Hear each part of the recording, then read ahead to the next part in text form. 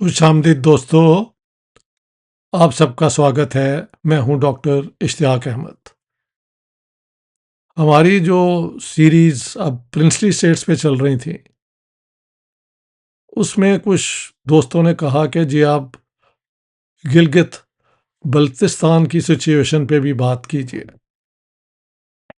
تو اوریجنلی میرا پروگرام نہیں تھا اس علاقے کو انکلوڈ کرنے کا، کیونکہ جموں اینڈ کشمیر کے ایشو کا یہ ایک حصہ ہے، لیکن پاکستان میں کیونکہ اس کے اوپر بہت مختلف قسم کی رائے ہیں، تو میں جو اس زمانے میں ہوا اس پہ ہی بات کروں گا، ریسنٹ پیریڈ پہ بات نہیں کروں گا۔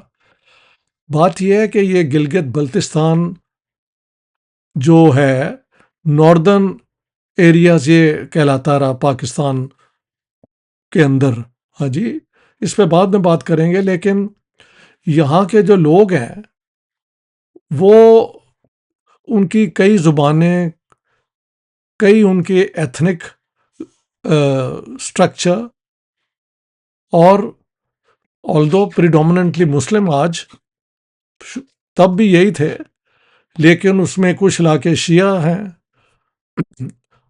امامی یعنی شیعہ، اثنا عشری شیعہ، کچھ علاقے سنی میجورٹی کے ہیں، پھر کچھ علاقے اسماعیلی شیعہ کے بھی ہیں، اور نور بخشی ایک خاص قسم کا لوکل سیکٹ ہے، وہ بھی ہیں۔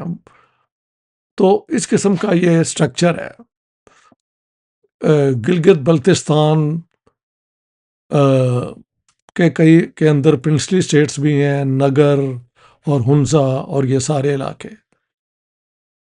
تو ایک بات ہے کہ نگر کے جو پرنس تھے برکت علی، وہ میرے ایف سی کالج میں میرے جونیئر تھے، بعد میں اسٹاک میں بھی ان کی اپوائنٹمنٹ ہوئی as counsellor in the Pakistan embassy. پھر ہم دوبارہ ملے، very nice gentleman. Anyhow, coming to Gilgit Baltistan, Gilgit Baltistan جو ہے وہ 1849 میں یہاں پہ زراور سنگھ، لیٹ می سی یار کوئی غلطی نہ ہو جائے، ڈوگرا کمانڈر زوراور سنگھ، جو کہ گلاب سنگھ جو رولر تھے جموں اور کشمیر کے، انہوں نے بلتستان انویڈ کیا۔ 1840 تک یہ اس علاقے کو انہوں نے کانکر کر لیا، لیکن یہاں کے لوکل رولرز بھی جو ہیں وہ ساتھ ساتھ چلتے رہے، بٹ سوزرینٹی ہوتی ہے کہ دا اوور آل رول جو ہے وہ princely state of Jammu and Kashmir کا ہے، لیکن ویسل اسٹیٹس، چھوٹی چھوٹی لوکل اٹانومی والی اسٹیٹس بھی یہاں پہ تھیں، ٹھیک ہے۔ تو یہ سارا کچھ چلتا رہا۔ اب ہم آ جاتے ہیں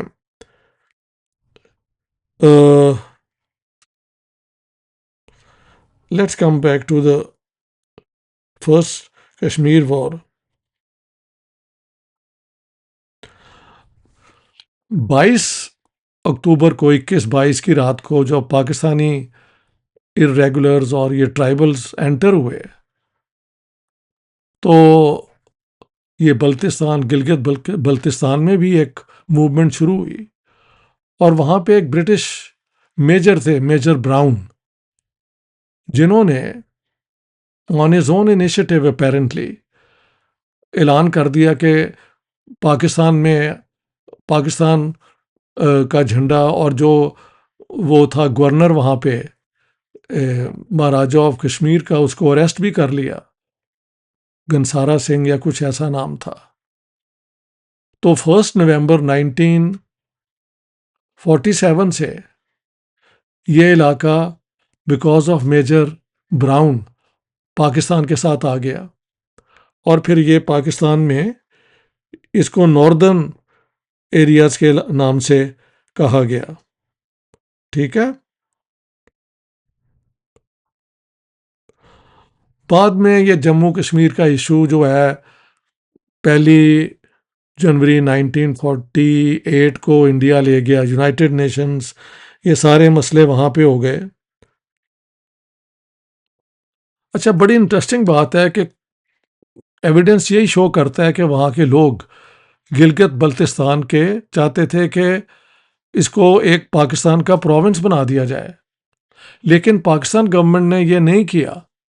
یہ کہہ کے کہ اس طرح تو جو ہمارا کشمیر پہ کیس ہے، سارے کشمیر پہ، وہ کمزور ہوتا ہے، تو یہ نہ کیا گیا اور اس سچویشن میں ہی رکھا گیا گلگت بلتستان کو. اس کو آزاد کشمیر سے ہی رول کرتے تھے، حالانکہ گلگت بلتستان کے لوگ اس کو پسند نہیں تھے کرتے کہ آزاد کشمیر کے انڈر آئے یہ Gilgit Baltistan. But Pakistan was not willing to include them directly as a province on grounds کہ اگر ہم نے کر لیا تو یہ تو پاکستان کا حصہ بن جائے گا، اور پھر جو ہم نے کیس کیا ہوا ہے پورے جموں کشمیر میں پلیبیسائٹ ہو، یہ وہ کمزور ہوتا ہے. لیکن ٹھیک ہے، وہاں پہ لوکل الیکشن بھی ہوتے رہے 1960 میں، بیسک ڈیموکریسیز، یہ وہ سارا کچھ. 1984 میں جب کاراکورم ہائی وے بن گیا تو اس علاقے کی امپورٹنس بہت بڑھ گئی. چائنا کا ادھر بہت انٹرسٹ تھا میڈیول پیریڈ میں، اور اس سے پہلے یہ علاقے چائنیز امپائر کا بھی حصہ رہے ہیں، تو یہ بھی ان کا ایک چائنیز کا ان میں انٹرسٹ ہے. ٹھیک ہے، یہ ذرا بڑا سینسٹیو علاقہ ہے.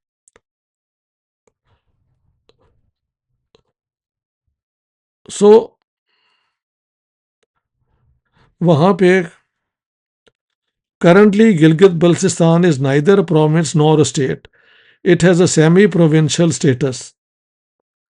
The present setup of government of Gilgit Baltistan is laid out by the government of Gilgit Baltistan Order 2018, which replaced Gilgit Baltistan Empowerment and Self-Government Order of 2009. تو 2018 سے ان کی پوزیشن ہو گئی ہے کہ یہ ایک ڈی فیکٹو پروونس پاکستان کا بن گیا ہے، اور ایک پارلیمنٹری الیکشن بھی یہاں پہ ہوتا ہے. اس کی 33 سیٹس ہیں، 24 general seats, 6 reserved for women and 3 reserved for technocrats. Governor is the head of the territory appointed by President of Pakistan, while Chief Minister is the head of the government elected by the Assembly. ابھی شاید recently شاید وہاں پہ جو election ہوئے ہیں وہ Peoples party نے وہاں پہ زیادہ سیٹیں لی ہیں. اور لیکن the main thing is we are not going into the recent politics of Gilgit Baltistan.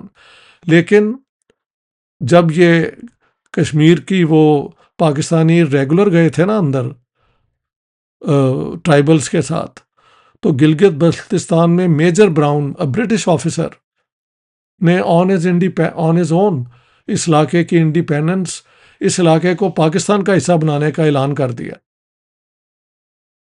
جس کے اوپر انڈیا نے کمپلین کیا کہ یہ ہوا ہے وہ ہوا ہے. But Gilgit Baltistan is with Pakistan, اسے ناردرن جموں کشمیر اسٹیٹ کا حصہ بھی کہہ سکتے ہیں آپ.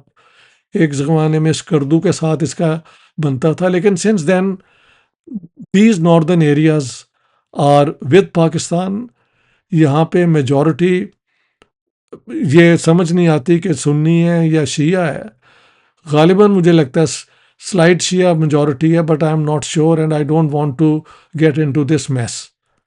اتنا مجھے پتہ ہے کہ 1949 میں 1 نومبر کو گلگت بلتستان میں پاکستان کے حق میں برٹش میجر براؤن نے ایک بغاوت کر دی مہاراجہ آف کشمیر کے خلاف، اور گھنسارا سنگھ جو محل گورنر تھے ان کو اریسٹ کر لیا، and so on and so forth.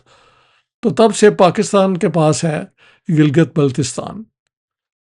اور انٹرسٹنگ پوائنٹ ہے کہ وہ تو چاہتے تھے شروع میں کہ ڈائریکٹلی پاکستان کا وہ ایک پروونس بن جائیں، لیکن پاکستان گورنمنٹ نے ان سارے علاقوں کو کہا ہوا ہے کہ یہ تو فارمر جموں اور کشمیر اسٹیٹ کا جب اسٹیٹس ریزالو ہوگا تب ہی پتہ لگے گا یہ کہاں بلانگ کرتے ہیں کہاں نہیں بلانگ کرتے. So I thought this I don't want to go into details. The turning point is 1 November 1949 47, soon after the Pakistani Mujahideen went into Jammu and Kashmir, تو ادھر میجر براؤن نے برٹش آفیسر نے پاکستان کا جھنڈا کھڑا کر دیا اور کہا کہ یہ پاکستان کا ایک حصہ ہے. لیکن پاکستان گورنمنٹ نے اس کو حصہ ڈائریکٹ بنانے میں یہ پوزیشن لی کہ اگر ہم نے کر لیا تو پھر جو جموں اینڈ کشمیر پہ یہ پورا جھگڑا ہے پرابلم کی ریزولوشن کا، اس میں ہماری پوزیشن کمزور ہو جاتی ہے. لیکن اب 2018 میں ڈی فیکٹو یہ پروونس ہی پاکستان کا بن گیا ہوا ہے. So I think I will stop here and I think this brings to an end our series on the princely states.